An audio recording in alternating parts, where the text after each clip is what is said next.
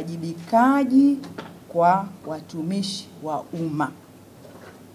Ofisi yangu imekuwa ikipokea mrejesho wa malalamiko kutoka kwa wananchi kutoridhishwa na namna ambavyo baadhi ya watumishi wetu wa umma wanavyotoa huduma,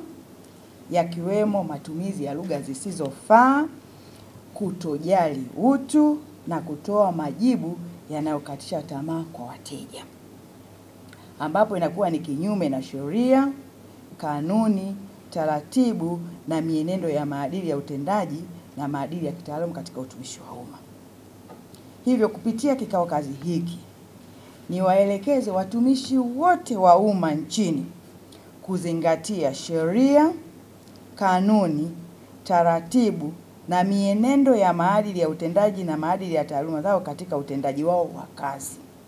ili kutoa huduma bora kwa kuzingatia weledi, uadilifu na uwajibikaji wa hiari, kwa lengo la kuimarisha ustawi kwa wananchi na hivyo kupunguza malalamiko kwa wananchi na kuwaongezea imani kwa serikali yao. Mafunzo ya maadili kwa watumishi wa umma. Ofisi yangu inafahamu kuwa wapo baadhi ya waajiri katika utumishi wa umma nchini, hasa ofisi za tawala za mikoa pamoja na halmashauri zake, ambao kwao bado mafunzo ya maadili kwa watumishi wao si kipaumbele, na hata fedha zinazotengwa kupitia lengo B ambalo ni kukuza uadilifu na juhudi dhidi ya rushwa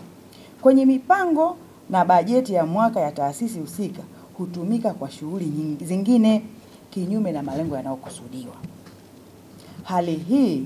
inachangia kuwa na watumishi wa umma wenye tabia na mienendo inayokinzana na maadili ya utendaji na ya taaluma zao, na hivyo kurudisha nyuma jitihada za serikali za kukuza uadilifu na kuzuia vitendo vya rushwa kupitia mafunzo ya maadili ambayo yangewajengea uwezo watumishi wa umma ambao kimsingi ndio watoa huduma na wasimamizi wa miradi ya maendeleo kwa maendeleo endelevu ya wananchi. Hivyo basi, naomba niwakumbushe waajiri wote katika utumishi wa umma nchini kuweka kipaumbele kwenye utoaji wa mafunzo ya maadili kwa watumishi wao wapya na waliopo kazini. Tukumbuke kabisa sisi waajiri wakumbuke kutoa mafunzo ya maadili kwa watumishi wao wapya, kwa sababu wanaendelea kuajiriwa, na watumishi waliopo kazini, ili utumishi wa umma uwe na watumishi waadilifu wenye mienendo inayoendana na maadili ya taaluma zao na utumishi wa umma kwa ujumla.